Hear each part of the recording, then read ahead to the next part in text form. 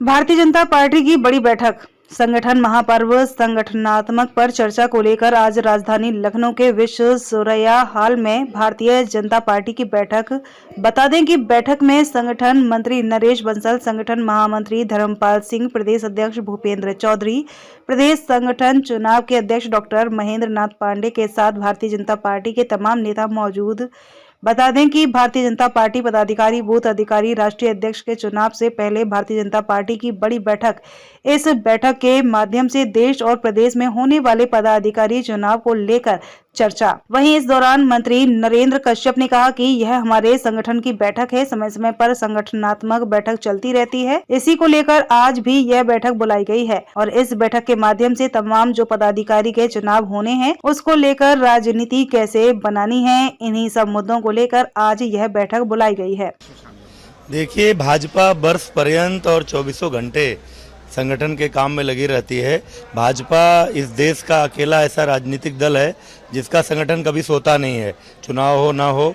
इस बार अभी संगठन का चुनावी वर्ष चल रहा है जो हर 6 साल पर होता है, लेकिन कोविड के कारण, लोकसभा चुनाव के कारण लगभग 10 साल बाद होने जा रहा है।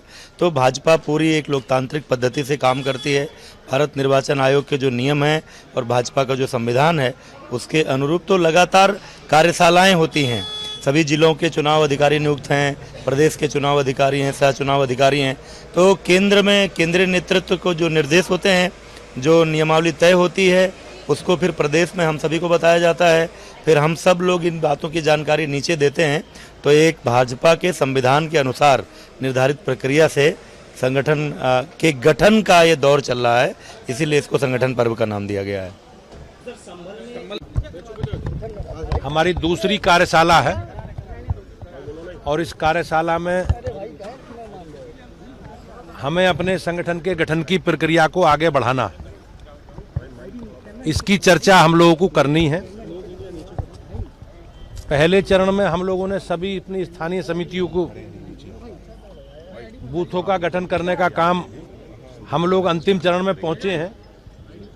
उससे पहले हम लोगों ने साधारण सदस्यता, सदस्य सक्रिय सदस्यता के अभियान को भी सफलतापूर्वक पूरा किया है। पूरे प्रदेश भर में लगभग 2.5 करोड़ से अधिक लोग भारतीय जनता पार्टी के सदस्यता अभियान के साथ माननीय मोदी जी और योगी जी की नीतियों से प्रभावित होकर जुड़े हैं। इस चरण में हम लोग सभी मंडल स्तर तक गठन और जिले स्तर तक के गठन की किस प्रकार से प्रक्रिया से पूरा करना, उसकी चर्चा हम सब लोग आज बैठ के करेंगे। तो मुझे विश्वास है कि मंडल और जिले तक का, मंडल के और जिले के पुनर्गठन की प्रक्रिया को हम लोग इस दिसंबर माह में पूरा कर लेंगे और अगले माह में प्रथम या दूसरे सप्ताह तक प्रदेश अध्यक्षों के और संभवतः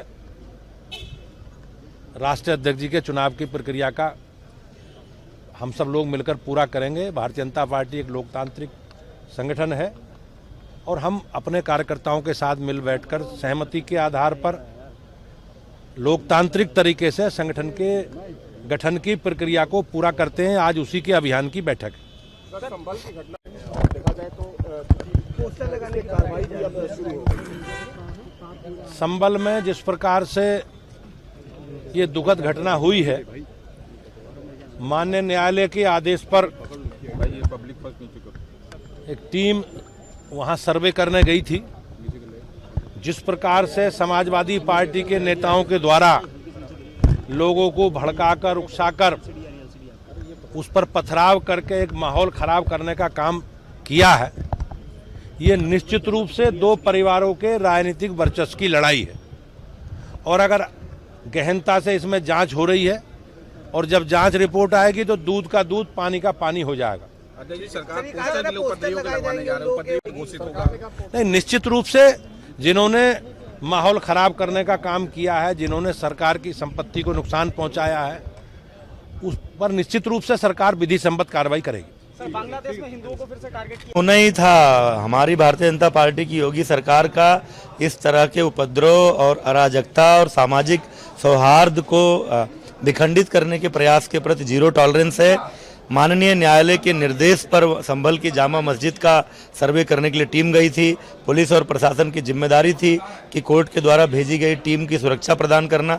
तो जिन लोगों ने पथराव किया, जिन लोगों ने वहां सौहार्द बिगाड़ने की कोशिश की, पुलिस वालों को गोलियां लगी हैं, प्रशासनिक अधिकारियों को गोलियां लगी हैं और आपस में ऐसे तमाम उपद्रवियों ने एक दूसरे के ऊपर गोलियां चलाई हैं।